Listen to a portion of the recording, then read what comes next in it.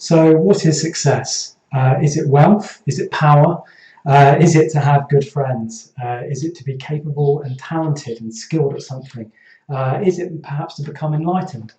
So how can we fit our kind of ambitions, our worldly ambitions or spiritual ambitions into a ethical life in service of others and our wish and drive to be successful? So we'll be looking at these questions tonight on this very special Wednesday night Brixton Buddhist Community live stream. We'll be joined by Dhammamegha to explore these questions in an interview with me. And Dhammamegha's, I'll introduce her more fully in a moment, but she's a good friend and a really, really good woman to be speaking to. So I just want to say that let us know in the chat room if you're joining us for the live stream. We're really lovely. I really love hearing about who's around, who's tuned in for the stream. So do come and say hi in the chat room.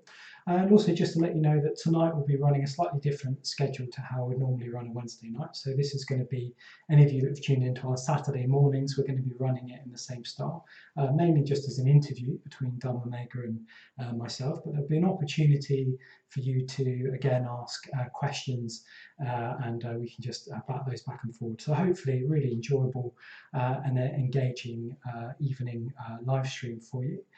So there won't be very much meditation in the program tonight, but we'll do a short breathing space just to help us ground ourselves, help us settle a little bit. Helps me settle before the beginning of the stream. So if you want to just get yourself comfortable, we're just going to do just literally 2 or 3 minutes of body awareness and breathing awareness.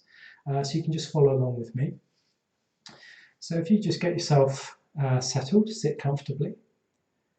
And if you want to, you can just close your eyes.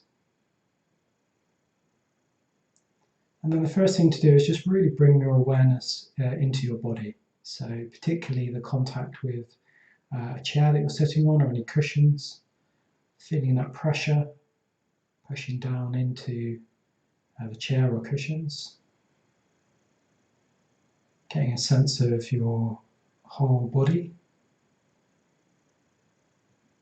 including any sort of emotional states or sense of yourself at the moment. Just sort of how you are, as well as a sense of the physical sensations of the body.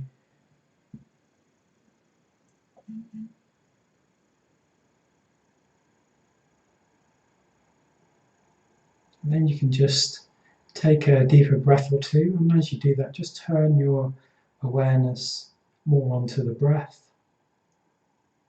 Follow the breath as it enters your body, expands your chest and diaphragm, and then exits again, and just following the breath.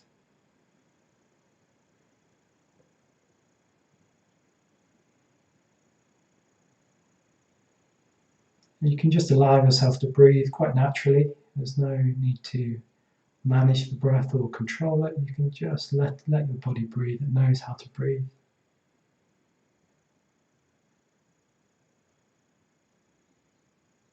And just watching, just bringing awareness to those sensations.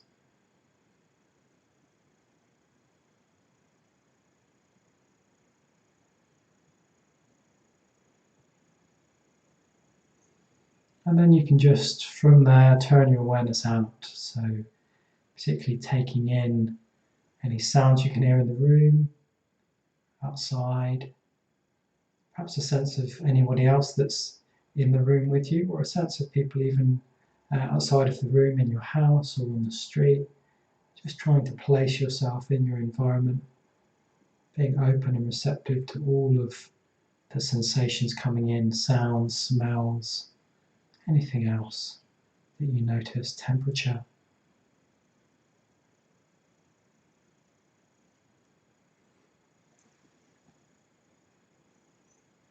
And then when you're ready, you can just start to bring this short meditation to a close. And just open your eyes when you're ready.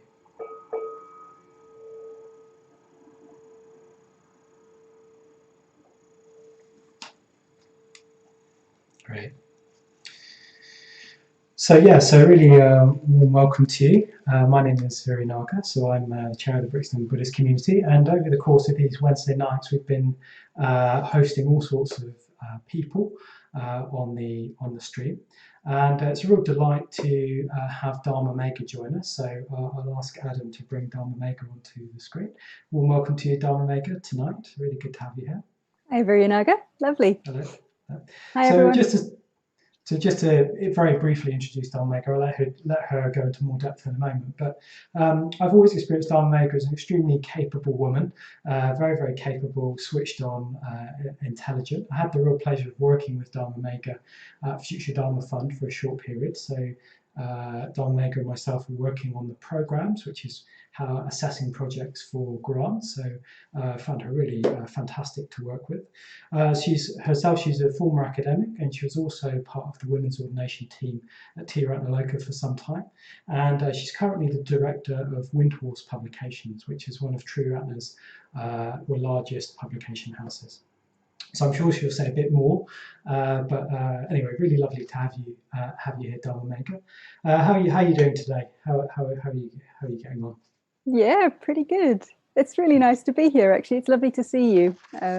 We were just chatting beforehand. We haven't had a chance to catch up for a while, so it's lovely to see you. Yeah. Yeah, likewise. Yeah, really, really good. I just get a sense of you sort of working away somewhere in the ether, plugging away. It makes me feel more confident somehow that you're out there doing work. So maybe we should just start by, because not everyone will know you.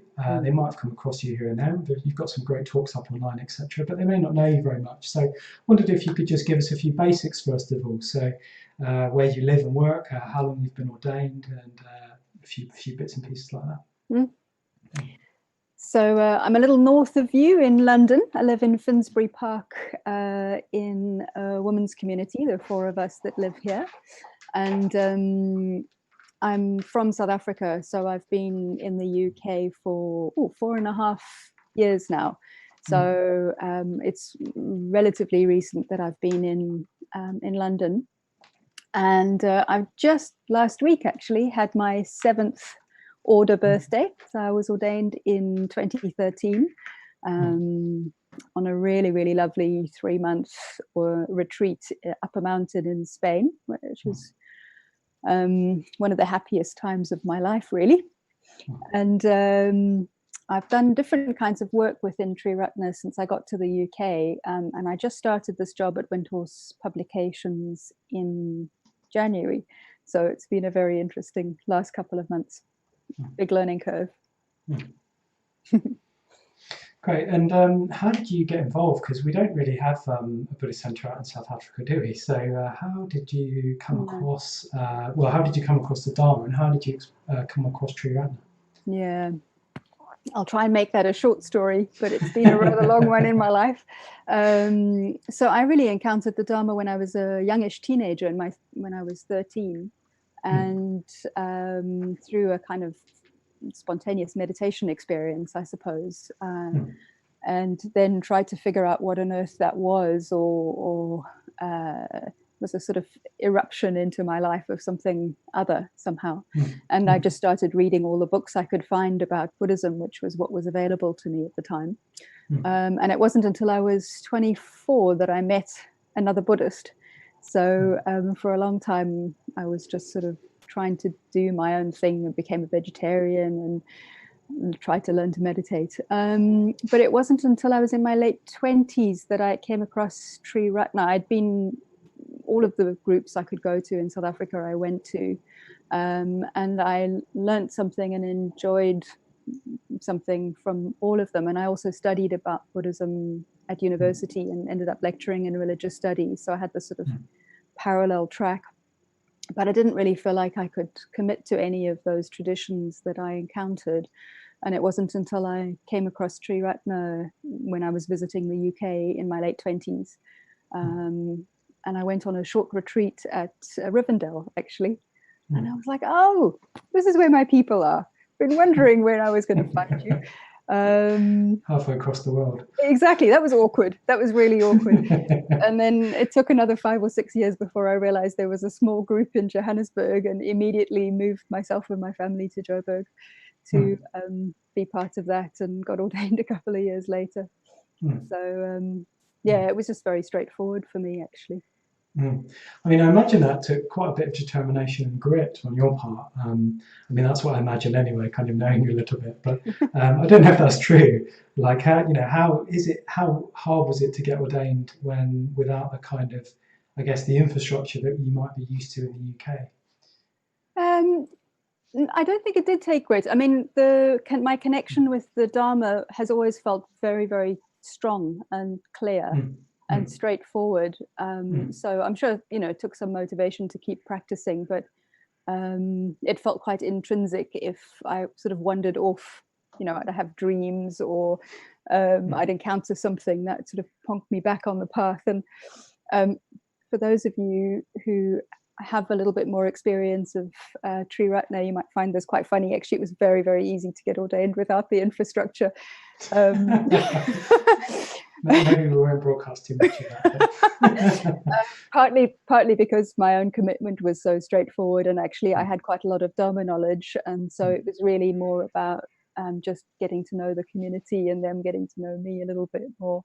So I didn't have to go through some of the hoops, and it was just my process, really. So, but also the people in the UK who were sort of mentoring and supporting me just really got behind me. So if it wasn't for them, I wouldn't have been ordained. It wasn't so much my grit as theirs, really. Yeah. Oh, great. Yeah. Okay, great. So, I mean, before we get onto the main kind of part of the evening where we want to tackle this question of what is success, I wonder if you could just say a little bit about what you find yourself doing at the moment, and well, maybe how you found yourself doing that. Yeah. So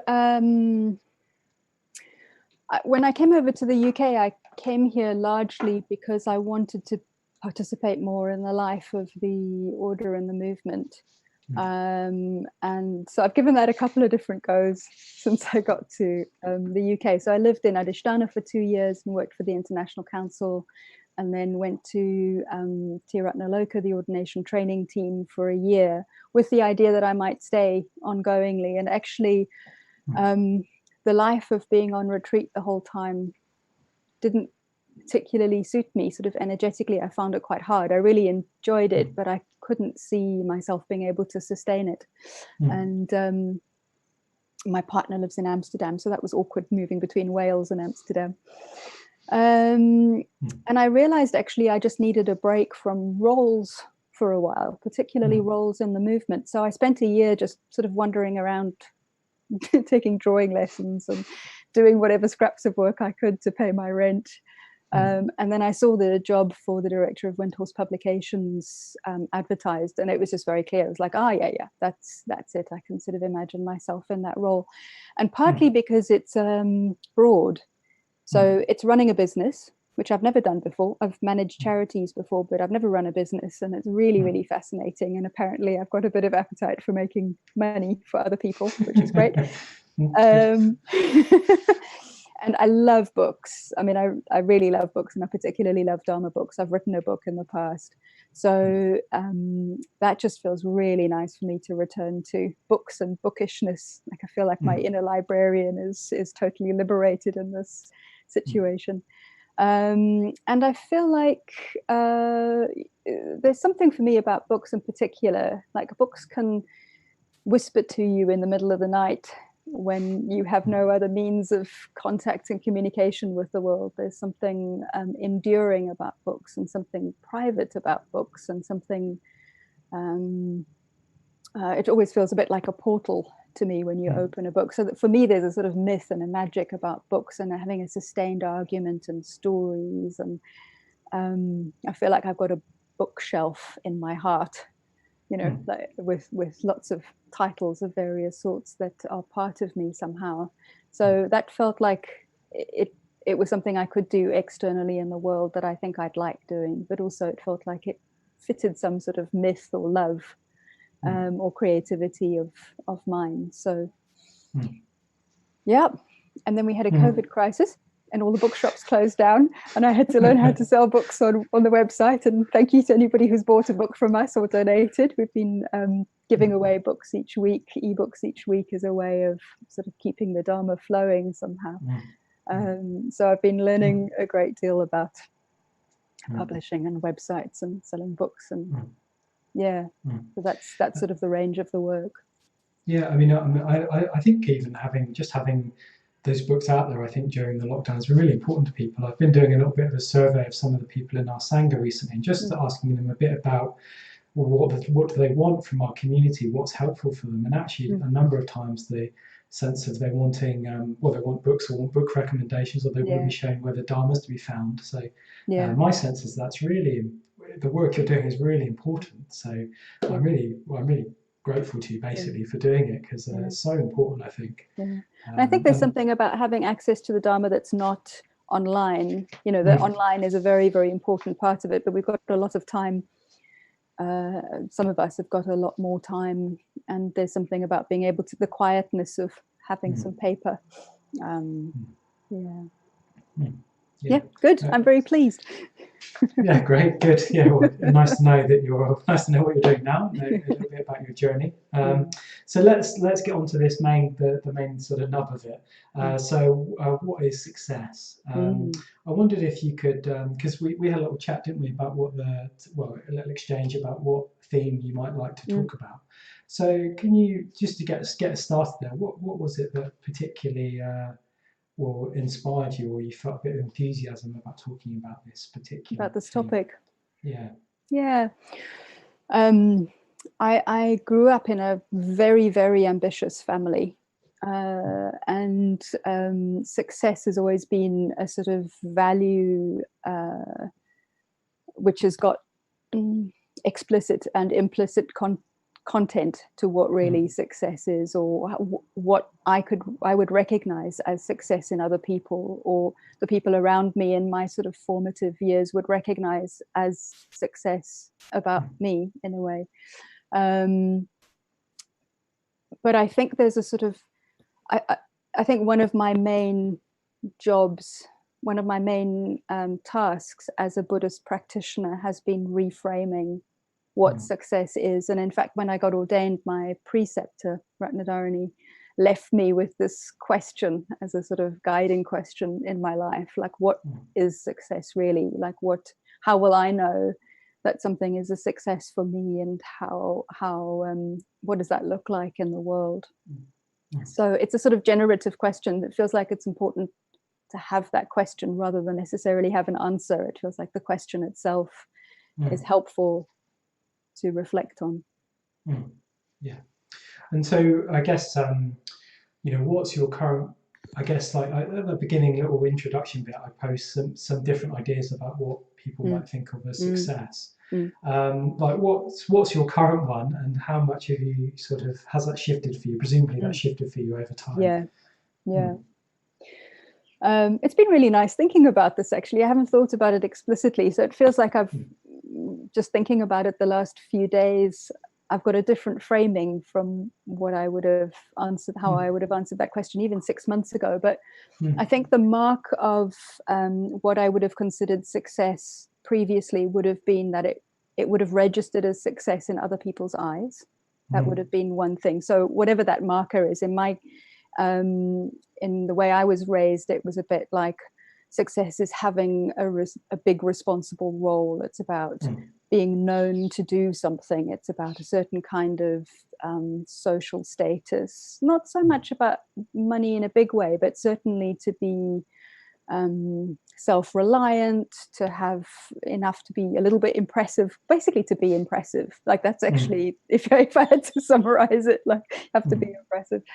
But what I realized I've always been interested in doing work that's pro-social. I've worked in charities, I've worked in research around kind of poverty or HIV or things like that. So it's not like the content of my work has been, like there's been integrity in the content of my work, but I've realized that what used to motivate me was comparison and external affirmation. And the comparison thing, I think I find particularly painful actually now. Like, for me to be okay, I'd have to be able to do something better than someone else. Like that would be the source of, or that somebody recognizes what I do. So there's a lot of sort of performance in that. And often it didn't necessarily feel like it was what I really wanted to do, but I was doing it. I was motivated to do it for some kind of positive feedback. So I think that's been the main thing, to sort of move the motivation from outside to inside somehow, to work out what's really important to me and how I want to act with integrity somehow. So that's definitely one dimension of it.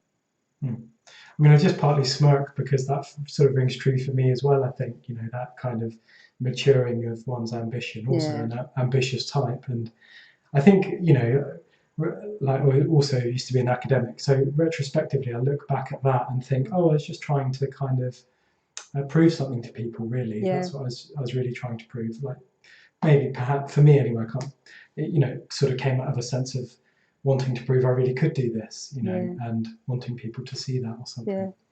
I think there's very positive energy in it, though. I think being ambitious or wanting to be successful can, or even feeling like you can prove something to someone, like there's a lot of energy in it. It's more how you do what you do than what you do necessarily. I think there's something about that that seems important to me. I mean, I certainly wouldn't swap that kind of drive or even that ambition. I wouldn't swap that for a kind of, maybe, I don't know what the opposite is, flatness or something. But I wouldn't swap that. No. But nevertheless, it does feel like there is one has a problem then, one has a challenge. If you've got that energy, one then has a problem to refine it, or a quest to refine it or something. Yeah. I mean, in a way, that's what we're doing, isn't it? We're sort of transforming the pattern of our energy, sort of, I don't know, turning this big ship around. We've still got the momentum, but we've got to work out which direction we're going, and therefore, what are the means of going in the direction that we really want to go. I mean, so I guess just take the broadest possible perspective. I guess that's all of spiritual life, isn't it? But each different faculty or each different attribute needs a slightly different way of working with it in a way. Yeah. Sorry, I interrupted you. Go ahead. No. So I was saying I've sort of come up with a couple of things that I think mark that transition, or I can see retrospectively, or I can see as a challenge now. And one of the ones that's most interesting to me at the moment is pleasure. So it's a bit like,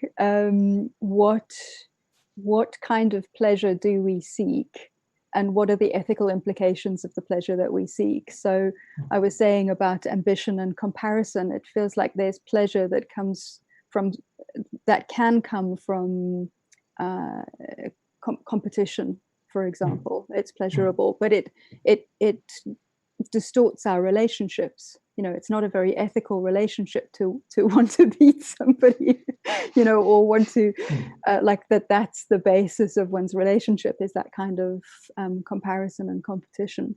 So there's something about transforming it to seek out pleasure in relationship in ways that are kinder and more generous, whether that's sort of appreciation or just the enjoyment of friendship, relaxing into somebody else's company, giving. There's a whole range of really pleasurable things that can happen in a relationship that are not dependent on that dynamic of comparison and competition. Supporting others, I think as I get a bit older, like actually my greatest pleasure is seeing other people kind of flourish, or that's a delight. So actively I don't know, investing in learning to, like, becoming a connoisseur of those kinds of pleasure in relationship. And the other part of that is like not having pleasure primarily from consumption or having things or being seen in a particular way as well.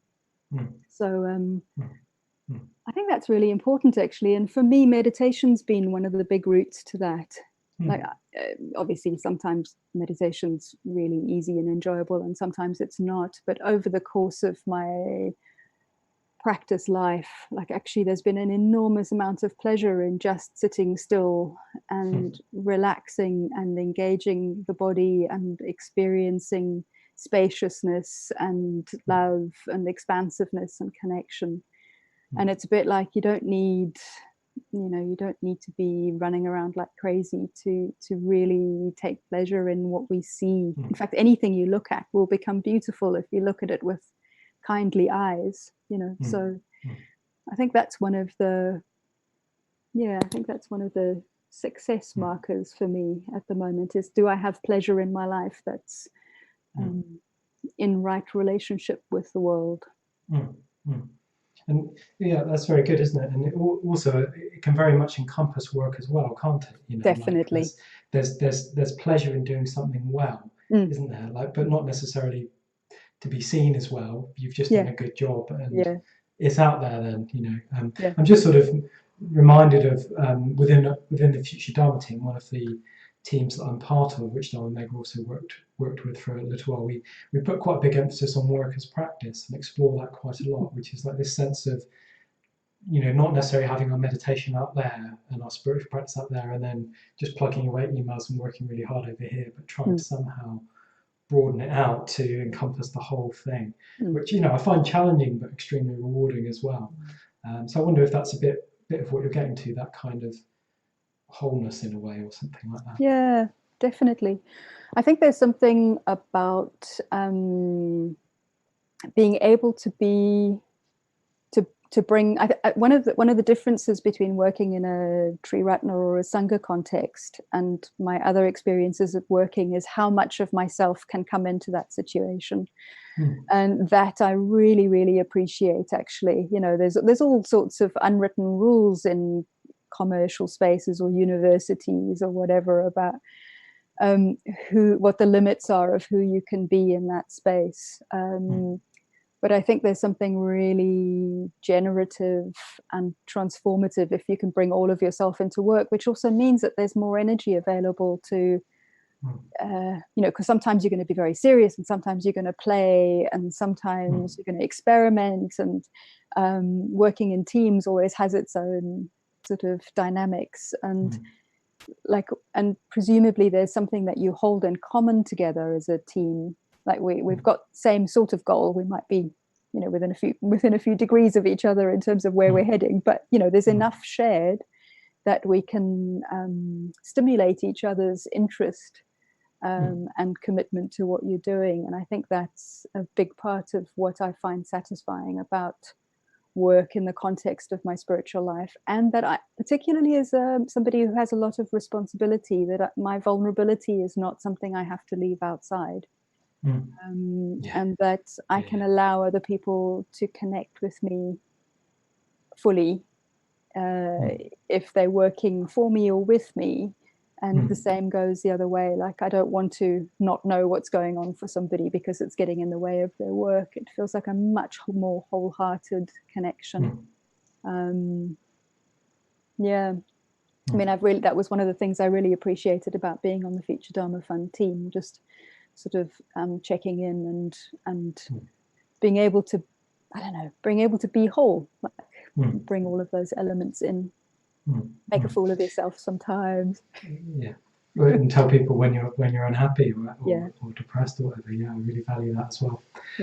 So I mean, that's great, isn't it, if you can work within a Triratna context or in a right livelihood. But I meet a lot of people who are a bit unhappy in their work in a way, a bit too narrow, and they feel a bit unfulfilled. So how would you you got any tips or words of encouragement for people who are maybe a bit more constrained for whatever reason in their work life and their work patterns? Well, I think it's really important to go gently with these processes. It took me 15 years to decide I really wanted to leave academia, and I'm very glad I did. And if I'd left earlier than that, I probably would have had a bit of an internal backlash. So there's something about being patient with the processes and nurture the part of yourself that's developing however it can develop, even if it can't develop fully in your workspace. So I think that's the one thing, like, don't give up on don't give up on the things that are interesting or exciting or new, even if they can't fit into your role. Either your role will change or you will leave when the time is right. So I think that's one part of it. But I think the thing that is quite important to really pay attention to is awareness and integrity.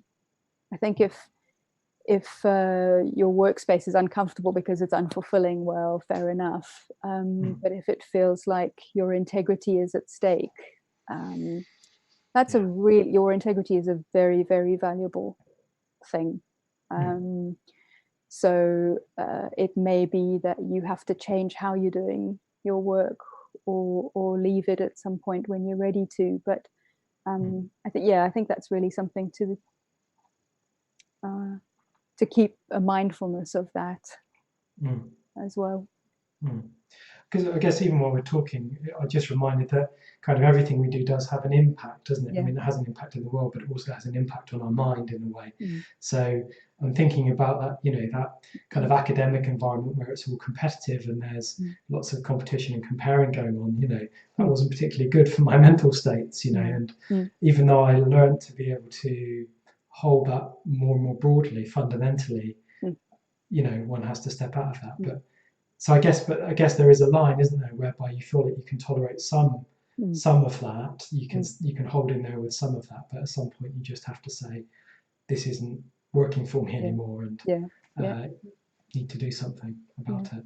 I remember once I was doing quite a lot of writing in the last couple of years of my academic life, and a large part of writing academically is critique. I remember having this thought at some point, like, what happens if I were to write as if the person whose work I was engaging with was in the room with me, and I'd be willing to say whatever I were to write down. And it completely changed how I wrote. Because you can say, well, like, I think that there's more you could say about this, or that's not my experience, or the evidence seems to do something else. But rather than do, a critique of, I think you see what I mean. It's like you don't have to entertain hatred or greed or something like that in what you're doing. If you can work on your own motivation and be sensitive to your motivation and your mental states and the effect of what you do, you might be able to change how you do what you're doing. Same with teaching. So is that success? Is that an indicator of success? How much we're able to act skillfully in any given situation? Do you think? Would that be something along those lines? Yeah. I mean, I think the way I think about it for myself is right relationship. Like, can one be in right relationship in what you're doing? Which for me is a sort of basis of right livelihood, whether that's a right relationship with things or with people. And that's a fundamentally ethical question. But and therefore it takes a lot of self-knowledge of your motivation. Notice where you're perhaps uncomfortable with why you're doing what you're doing, and notice what feels generative and spacious and opening, So yes, I would say that's a very big part of it.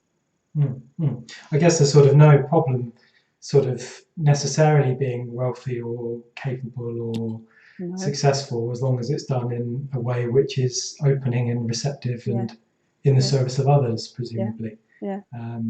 Even as we said, ambition as well, in a certain way. I think, I personally find ambition in the service of others feels quite skillful and opening in a way. Not too self-focused.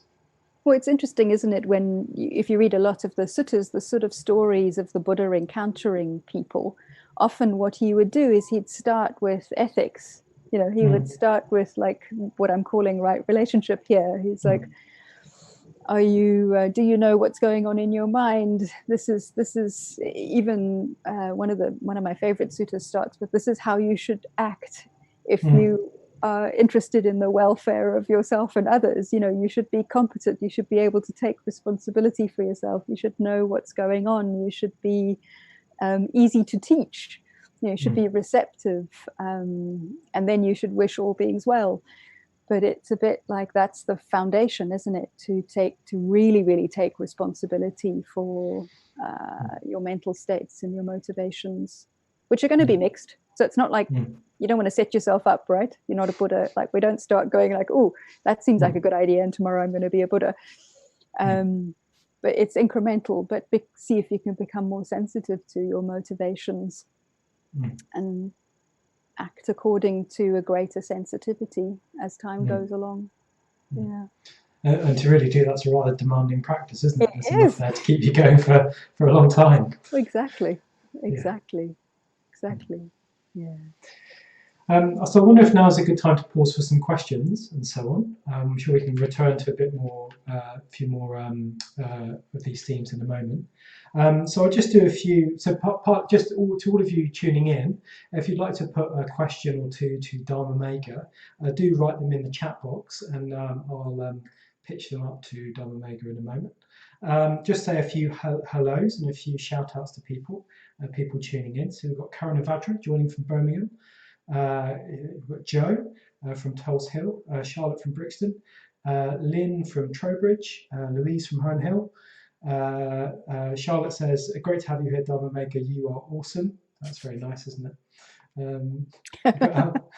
Amaladana from Forest Hill, Alina from Loughborough Junction, we've got Pam from Upper Norwood, and Derek from Kennington.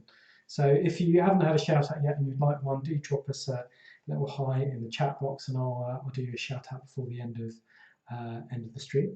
So yeah, do type in your questions. Any questions you've got around success, being a capable person, even I guess we could do an agony aunt column as well, couldn't we? Dhammamegha, field some personal questions and queries. Yeah, let us know if you've got any questions. We can carry on a bit, Dhammamegha. We can carry on while people are writing those questions out. Did you mention that you, I can't remember whether it was on the chat before or whether we've mentioned it on the stream, but when you were ordained, your preceptor, the woman who ordained you, left you with this question. Did we mention that already? Yes, my memory is terrible.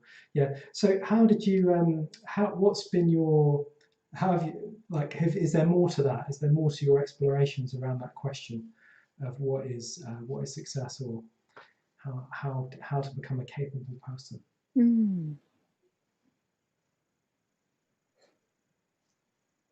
I think that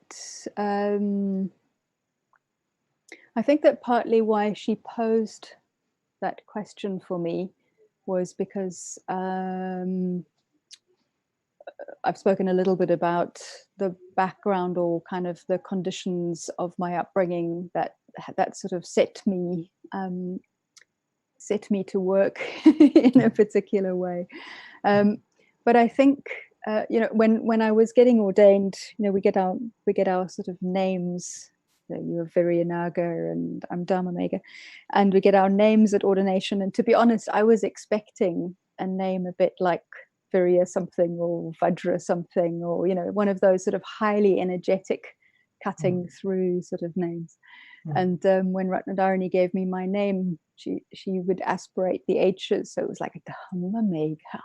I was like, oh my God, that's so soft. And there was something for me about like being quite fixed on forms, actually, or having a very strong sense that there's a right way to do things and a wrong way to do things. And one of the things that getting my name, which also it means she who has a cloud of the Dharma, it's like such a shape-shifting, responsive name, and it's also a skillful means name. It's about responding to other people, responding to the needs of others, and it felt like it was a change in what success might mean. What would success mean for Dhammamegha would be a very different question from what success would be for who I was before, who thought of myself as a sort of cutting through kind of person. So what does it mean to be more responsive? What does it mean to be open, to really take others in, to be more receptive, to be more creative? And I don't know if that's part. It's a sort of, there's a whole other dimension of being able to move more fluently in the world, less restless, but more capable of changing shape and energy, and a wider range of access to energy. That's a sort of a vision of wholeness, really, rather than a pointy vision. So I think that's part of the question for me. It just feels like one of those sort of teachings or reflections which just keeps on giving. You know, you could just sort of keep revealing layer upon layer upon layer of it. Very good.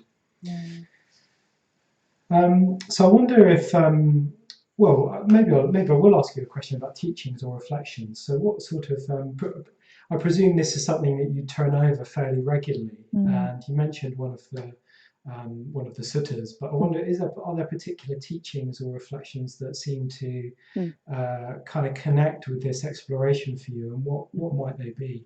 Yeah, there are a couple of go-to points. One of them I've already mentioned, which is sort of mindfulness of motivation, which I find very helpful, because often I'm operating at the speed of information processing. And it takes me a while to get to tune into emotion, and with that, volition or motivation. So that's been an important sort of practice for me as a form of mindfulness practice, really. But there are two others that I would name. The one is the the beginning, the mind-turning reflections. Are a series of reflections about self and other, and the relationship between self and other. And I was saying earlier on, like, right relationship has become a sort of byword for what's important to me in that. But the first line of it totally floors me. I feel like the next decade or two, I'm going to work on this first line, which is, may I always cherish all beings. And then it goes, with a resolve to accomplish for them the greatest good. Not an easy one to do. No, but it's highly motivating for me. Like, that's something I want to achieve, actually. But also it's a very, very sensitive feedback for me, because it's very easy to notice when I don't cherish somebody, if I don't like what they're doing, or I don't agree what they're doing. And cherish doesn't necessarily mean have to agree with them or like them. But I'm willing to take care of them, take them in, protect them if needs be open to an interaction with them. So I think that's one of all of the other mind-turning reflections are built on that first line, I think. So that's a sort of fundamental orientation to others that really undoes me, actually. Like, it sort of undoes me in the same way as moving from a pointy object to a cloud undoes me. So that's one.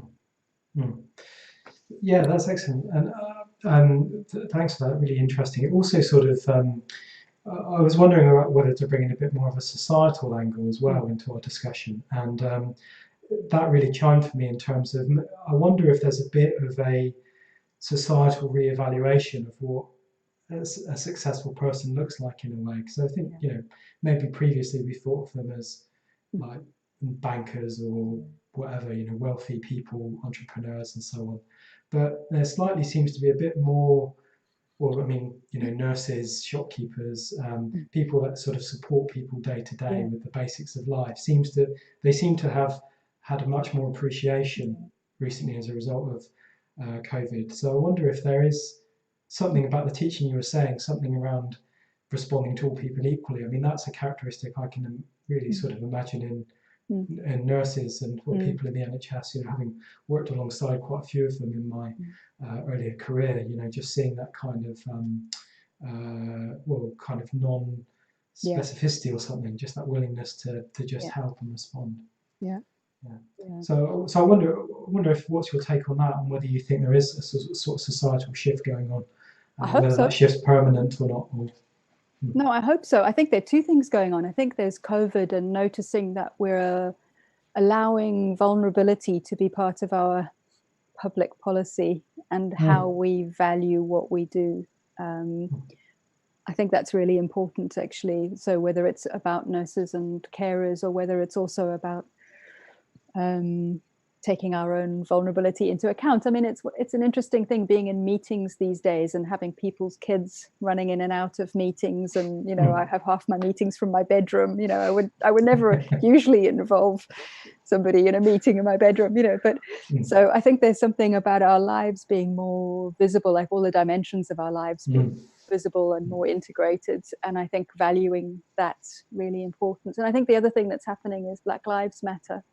And really being able to see who has like really struggled or suffered or been in the receiving end of you know, violence, disparity. I grew up as a white South African, so this has been a big part of my practice, has been undoing the assumptions and the trainings of aggression and violence and discrimination. So I think that's the other. I think one of our ambitions should be to become a person that's safe to be around for anyone. I mean, it's actually a traditional gift, the gift of fearlessness, which means that people around you don't have to fear you. So I think that's another way in which hopefully we're seeing something slightly different. I think that's only one of the trends, right? It's only one of the trends around. There's lots of other trends to defense and reassertion and all sorts of things. But I think that one of the goals of the Sangha should be to affirm and witness each other in the kinds of success that we're talking about, actually. You know, there's so many other messages in the world, aren't there? It's so easy to forget what's important. So I think that's one of the real joys and tasks of the Sangha is to help each other remember that experience is important. I'm really glad you brought that point in. I think that's an excellent point. Yeah. So speaking of the Sangha, should we take a couple of questions? There's a couple of questions, also, we've got hi from Singashri as well. She's loving it. So there she is. So a question from Louise. Louise says, what changes have you noticed in the last 6 months now that you have moved from seeking that outward success with recognition? What is it like to leave ego and competitiveness behind? I have to say this is not a complete project yet. It still comes up. So before, I think it's been a long process that I don't think it's as simple as a single turning, but I'm definitely much happier. I'm definitely much more comfortable in my own skin. And I'm more capable of loving and caring for others, and I definitely feel freer.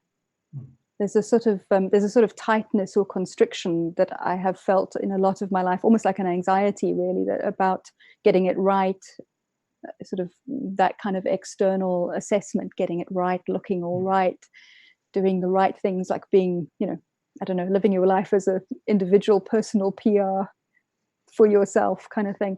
And that, a lot of that I just don't bother with anymore. And it's really quite spacious and more spacious and more liberating and much more satisfactory way to live.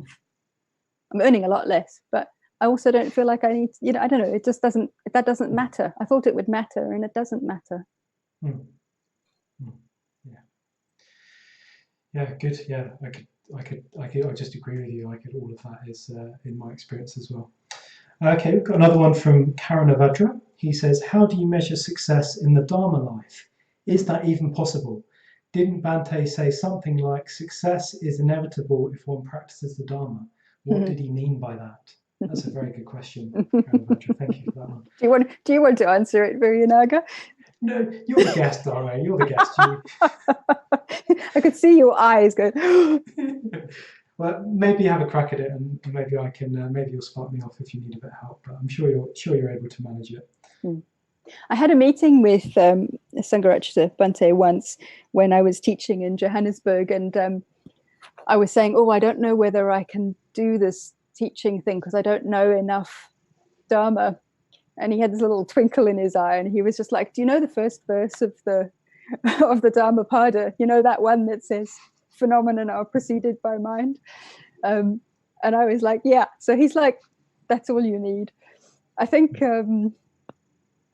there's some. I think he's right. Karunavajra, is it Karunavajra? I think he's right.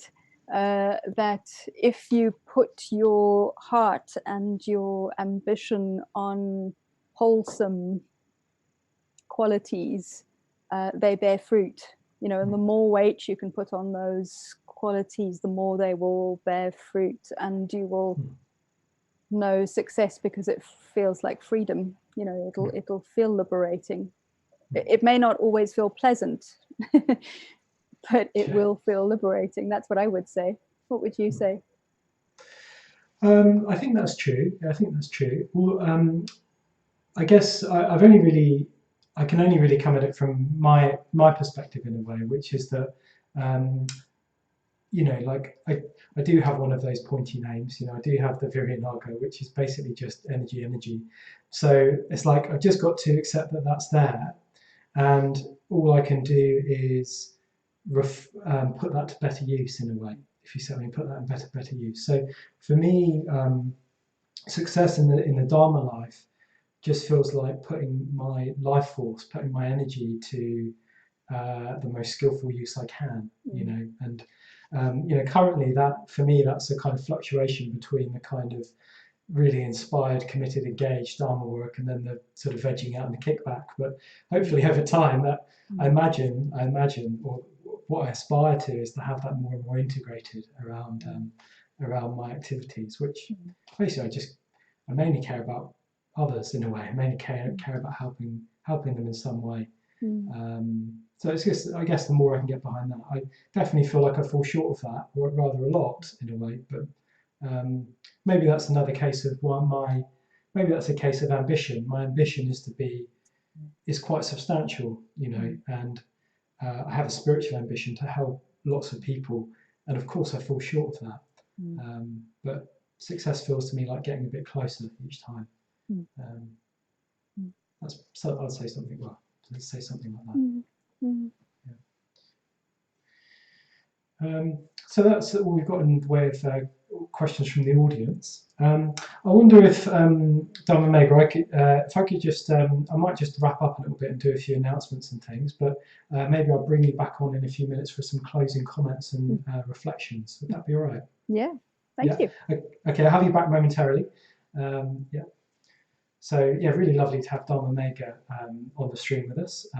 So she, so you know, she's one of the many guests that we've had at Brixton over the time, and it's been able to help us produce lots of online content, really good content, both for the Brixton Buddhist community, but also for people in Triratna and also around the world generally as well. So, so thanks to everybody that's helped us, but also thank you to people that have given money and donated to Brixton Buddhist Community. So we're completely dependent on people's online donations in order to sustain all these activities that we're running. We're only a small centre, you know, there's just a handful of us here doing what we can, and we do need financial support.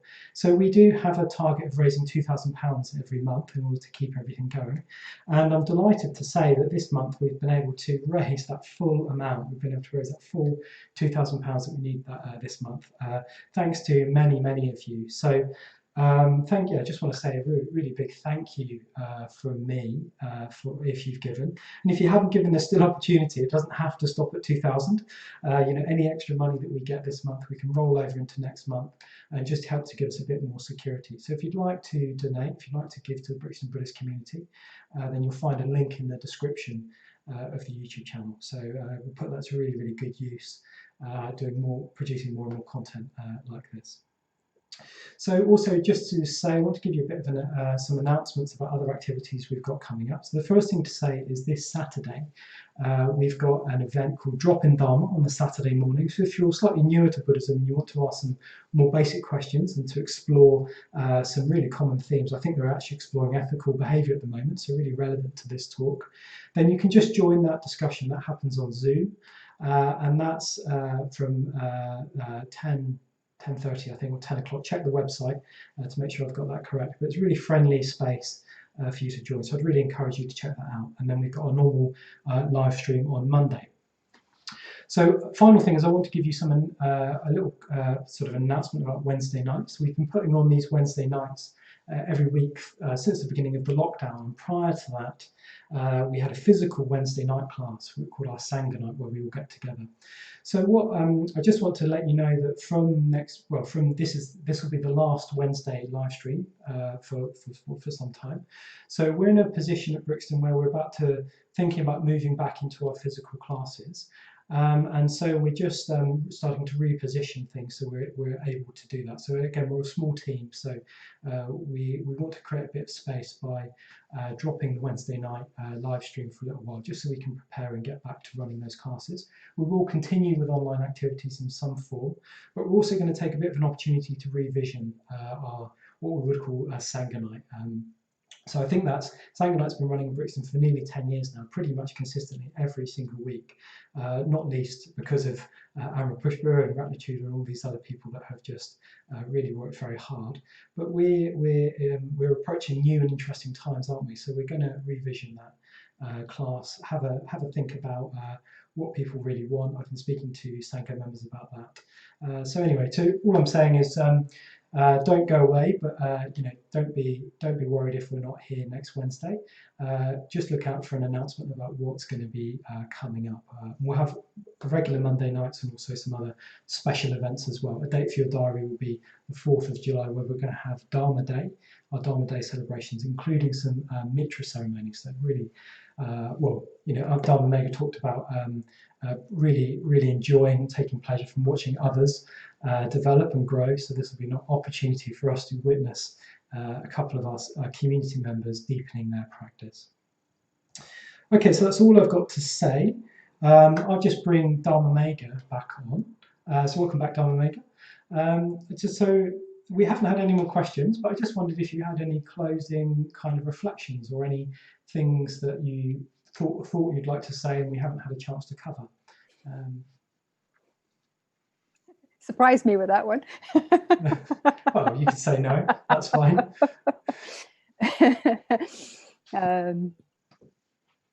I think I'd want to say enjoy becoming, allowing yourself to become a stranger to yourself over the course of your Dharma life. I think we can sort of sometimes think about the growth or development as like, I'm over here and I'm going to add some good qualities and I'll be the same person but with slightly different qualities.